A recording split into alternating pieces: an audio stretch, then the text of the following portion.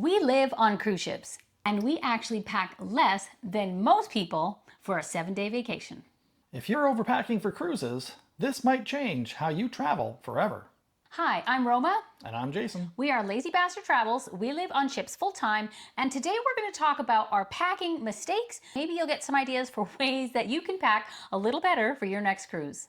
So let's start off today talking about some of our biggest packing mistakes on our early cruises. Because we made quite a few. One of the big ones that we see a lot of people make, just in case outfits. So you think, oh, well, I haven't worn that dress or that top or that outfit in a long time, but I'll throw it in because you never know. There could just be the perfect opportunity. Well, the chances are, if you haven't worn it in months or maybe years, you're not going to reach for it.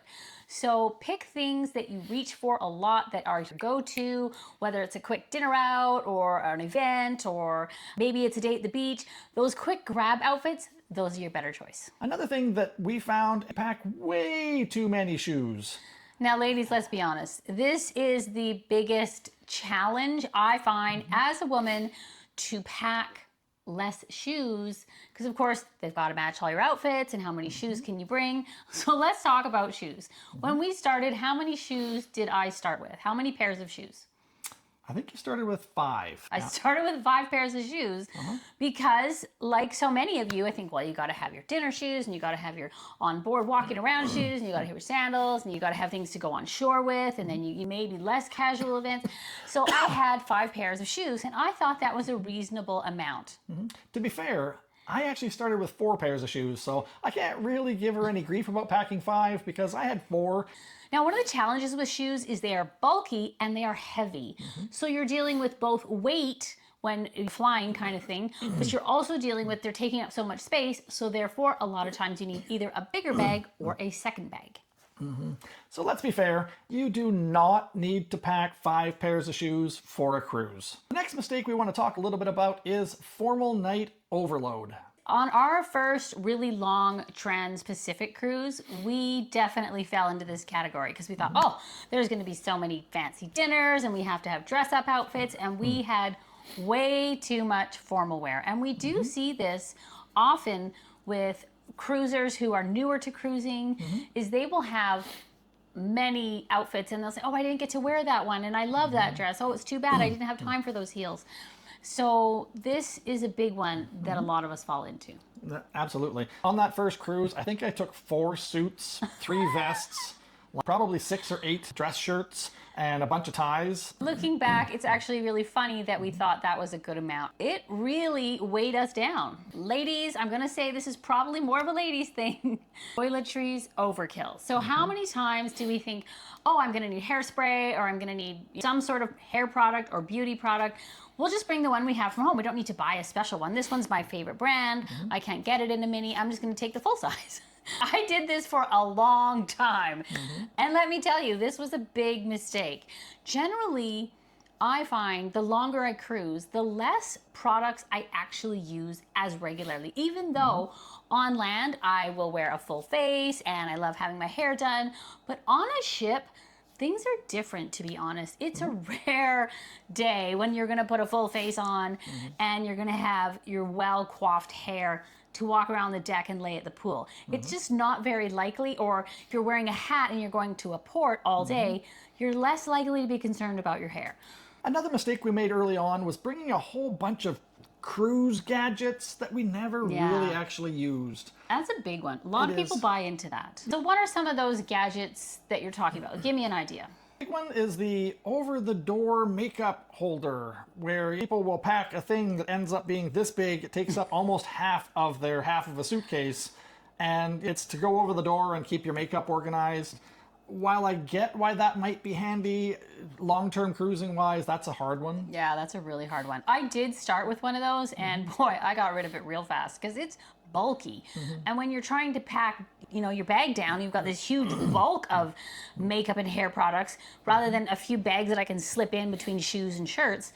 It just made more sense to get away from that larger item. So really, in the beginning, I think we packed like we thought we'd never see a store again. We figured, well, let's just take this just in case. But really, you're living in a floating city. Pretty much anything that you forgot at home, you can either buy on the cruise, or if it's really something that's a little odd, you can probably find it in almost any port you land in. So if you didn't bring it, don't worry about it. You can always pick one up.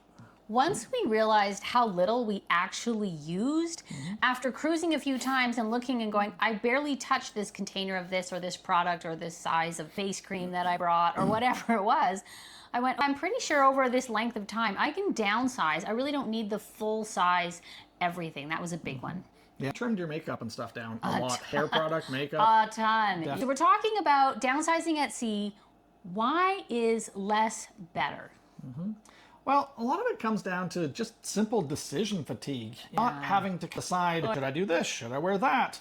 If you bring less stuff, you're more likely to actually use what you brought and enjoy it. Now, I know, ladies, none of you have been caught doing this, looking at the wardrobe, trying to decide your outfit for 20 minutes. But in case you have, this is another reason to minimize your decision fatigue. Now, we find because we live in cabins, this gives us more usable space in our cabin if we haven't overpacked.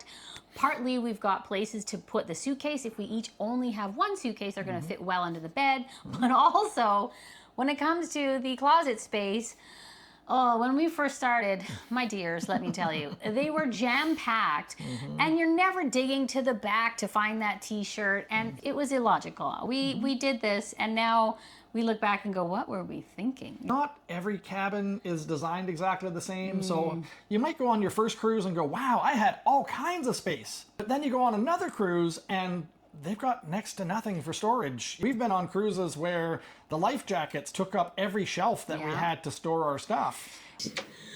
But as you can see, it's full of life preservers, so we actually can't use any of these shelves other than the one that has a safe. That's about it. Yeah, you never know what you're going to get per cruise ship and per cruise line. They're not always going to be the same. Try to pack for the minimalist cruise cabin, because that way if we end up with extra space, we're happy with it. We'll just spread it out. Right. That's very true. We do that. Having less things will definitely help with your embarkation and your disembarkation. That's really when we see it as a big plus, is when we're getting off the ship. We can carry our own stuff because it's not so big, and we each only have one bag. So we can easily keep our bag in the cabin the night that is our last night on board, still have our stuff in the morning, brush our teeth, do all those things, throw it into our bag, and we can just carry it off the ship. So it makes our disembarkation very quick. And if we're doing a back-to-back cruise, it's also great for that because it just makes it so easy to move from cabin to cabin. It's a breeze. Since we have downsized on what we pack and bring on board, we definitely value more our experiences and our time and just being on the ship versus all the stuff we brought. We don't get caught up with all the stuff we have and having to wear it and did we bring it and all that kind of thing, where we can just tootle onto the ship and enjoy the pool area or walk the deck or do whatever we want, and it's easy.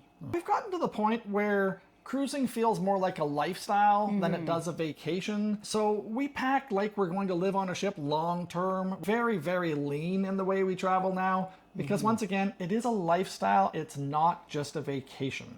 Now, I'll tell you honestly, what did we pack this last go round? We did 3 months of cruising in the Caribbean.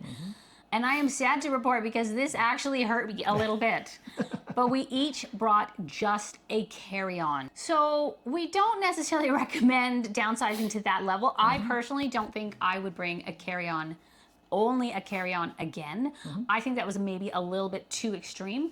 But generally, we each bring a one full-sized check bag. That's it. Medium, not a large, just a medium, because we need to be able to haul it. There is times when Jason can't haul both our bags, so I'm having to haul my bag. So I have to be able to manage my own luggage. So that is the size that we generally will cruise with. If you are going on a cruise right now, cut your packing in half. You will not regret it.